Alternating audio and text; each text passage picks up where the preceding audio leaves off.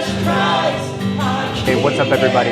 We are now just under 8 months into this thing, and what we've seen God do since we launched back in February really is more than we could have asked or imagined. And the Lord provided us a space to be able to meet at on Sunday evenings, one at a very strategic location, kind of right in the heart of downtown Manassas, and in a Universalist Unitarian congregation. One thing that I think about with this space is what it looked like a year ago today.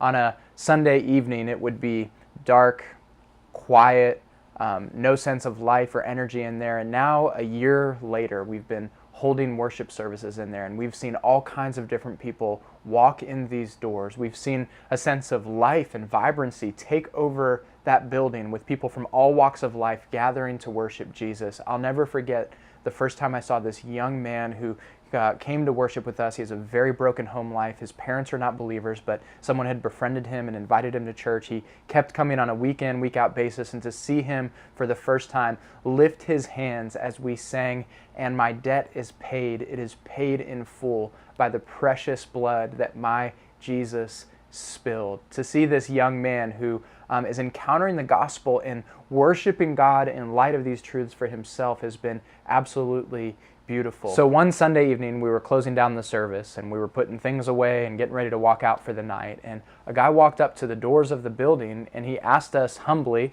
if we offered AA classes. He looked sort of rough. You could tell things weren't going great in his life. And we explained, we don't have AA, but we do have this program called Recovery and Redemption. We'd love to tell you more. Would you be interested in that?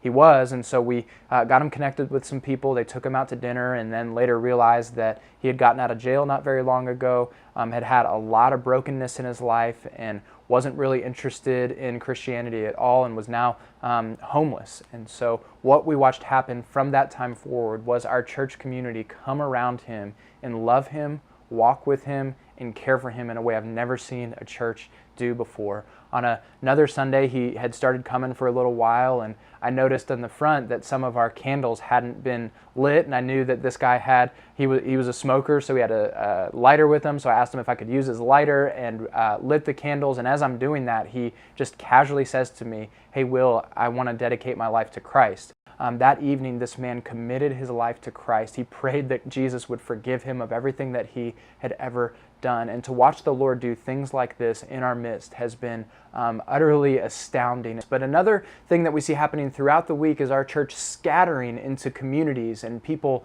forming friendships and relationships that probably look a bit peculiar to the world, but was something that we really dreamed would be possible as we emphasized being a diverse community as a church. Immigrants from Bolivia making friendships with people who have lived in Northern Virginia their whole lives, watching them build authentic, meaningful, deep friendships.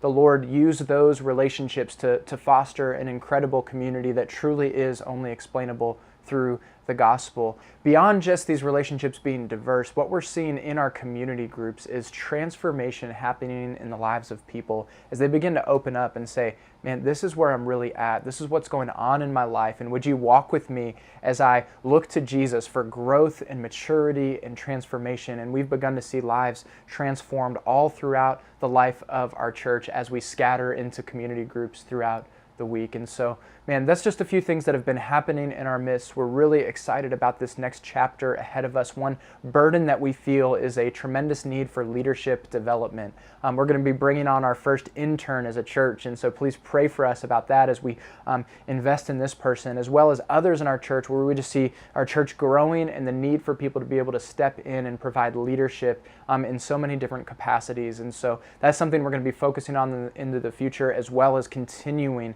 to build meaningful relationships with people far from God, inviting them into this community and trusting the Lord through the proclamation of the gospel and through the relationships that exist here, that people will see Jesus for who he actually is.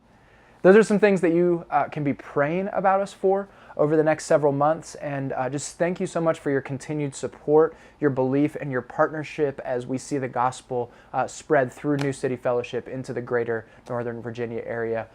Blessings to you all. Have a great rest of the day.